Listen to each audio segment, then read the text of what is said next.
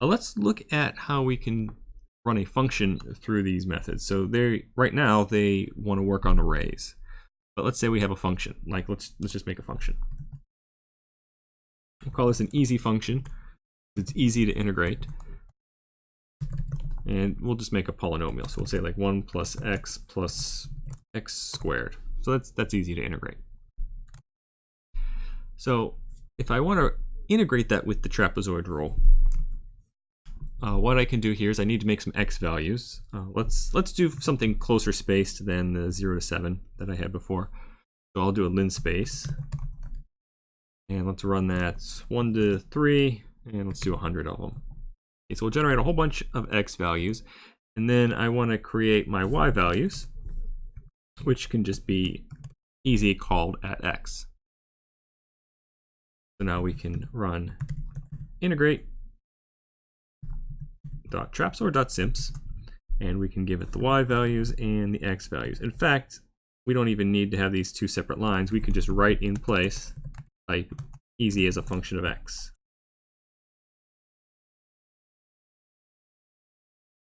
So that'll integrate our easy function, and this is a simple enough integration that we could check it by hand just to see if it makes sense or not.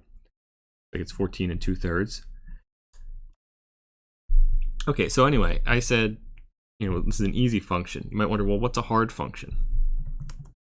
Let's call it a tricky function, tricky one, because I'm going to show you a few of these. So this nice trick where we just used arrays to carry out our integral, it's going to fail if our function is the kind of function that doesn't handle arrays as an argument. By way of example, let's say our function has some kind of if statement in it. So if x less than 2, return one thing. Let's say we return 1 plus x. And if it's not less than 2, then return something else. So return, let's say, x squared.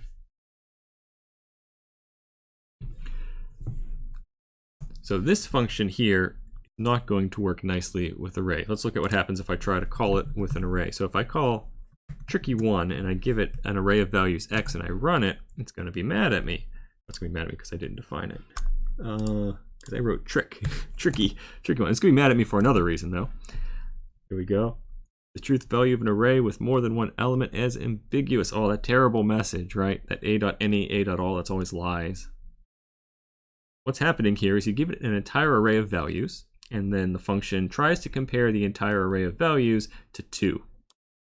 And it doesn't know how to do that. It's not really doing it element by element. It's trying to compare the entire array. So what that means is we're going to get exactly that error message if we try to integrate this function. I mean, it's going to fail when it tries to get to this part of what I've typed out. So I'll get exactly the same error message.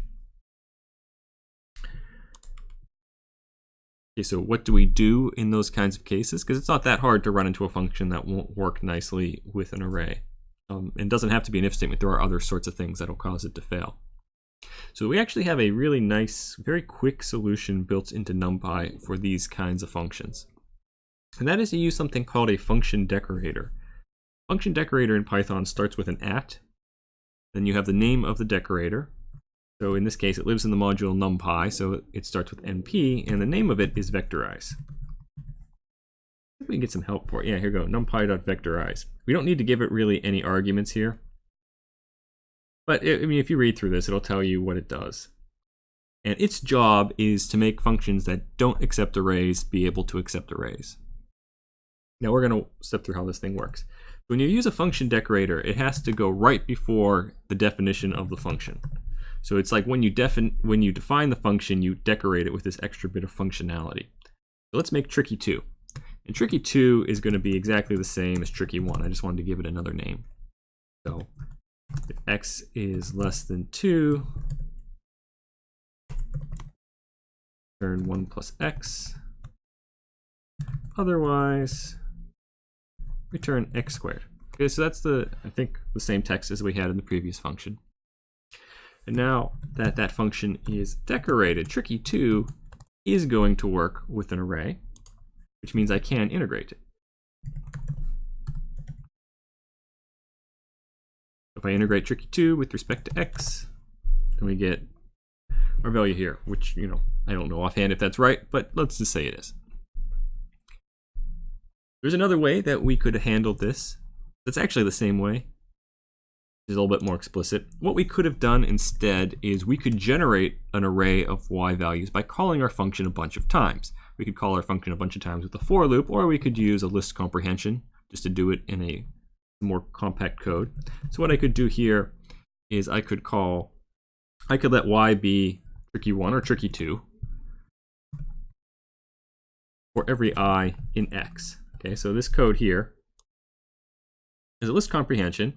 X is an array of values. For every value in that list, or in that array really, call tricky 2, and then put those into a new list called y. So y is a list. We could turn it into an array explicitly with numpy.array, but we actually don't need to do that. Most numpy functions are smart enough to, on their own, convert lists into arrays. So we could call traps here with y and x, and we get exactly the same value as before. So what this function decorator up here did is actually exactly the same as what we just did here. In effect, it created an array by calling the function a bunch of times. So this doesn't add any speed into our Python. Arrays are typically very, very fast compared to doing something in a loop, but that's not true with vectorize, because vectorize just does a dumb Python loop around the function. It's just used here for convenience. Let's just quickly talk about what a function decorator is and what it does. A function decorator is a special kind of function that takes another function as an argument and returns a new modified version of the function. Perhaps it'll be clearest with an example. So I'm going to create a brand new decorator called myVectorize.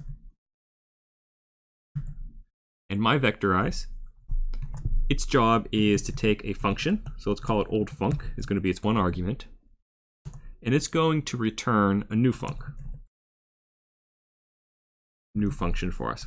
Now we're going to have to create that function in here to be able to return it. So we're going to put another function definition inside. Yes, in Python you're allowed to put functions in your functions. So we're inside this going to define newfunc. Newfunc is going to take an array. A. Actually, let's just call it A for array, just to remind ourselves. And then what it's going to do is it's going to generate a bunch of results using, say, a list comprehension, where it calls oldfunc a whole bunch of times for every element in that original array. So notice that this is, other than the variable names, exactly the same code as what we did up here. And then, just to make our code here be exactly the same as numpy.vectorize, we're going to explicitly turn results into an array. So we are, from here, going to return the array version of our results. Okay, so my function decorator here, myVectorize, its job is to take a function and then create a new function that uses the old function and return that function.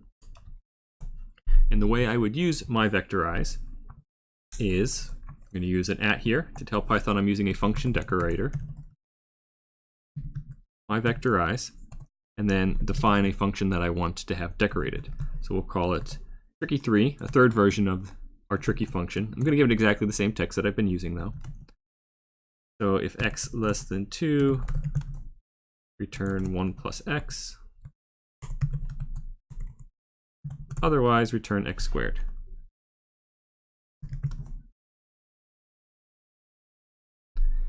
And now tricky 3. That should work just fine with x, and I should be able to integrate it. So integrating tricky 3 with respect to x gives me that 8.83 like I've been getting all along.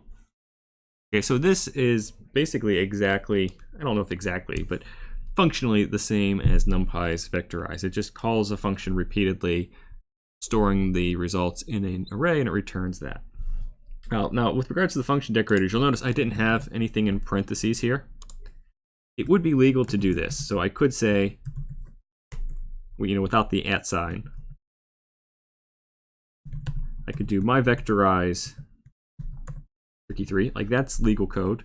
In fact, what the function decorator shortcut here really does is it says call the function decorator using the function right below it as the argument, and then save that result with the original function name. So it replaces the name tricky3 with the vectorized version of tricky3. That's exactly what the function decorator does up here, except the syntax is just a little bit more, I don't know. It's what they do, right? It's what they do in Python. So we just say @myVectorize, then define the function you want to have be decorated. Okay, so a few options here if you want to run functions through the trapezoid rule or Simpsons rule with SciPy. You can use, if your function is simple enough, you might be able to just shove it in there without any changes. You could use the function decorate or vectorize, or you could just create your own array of values using something like a list comprehension.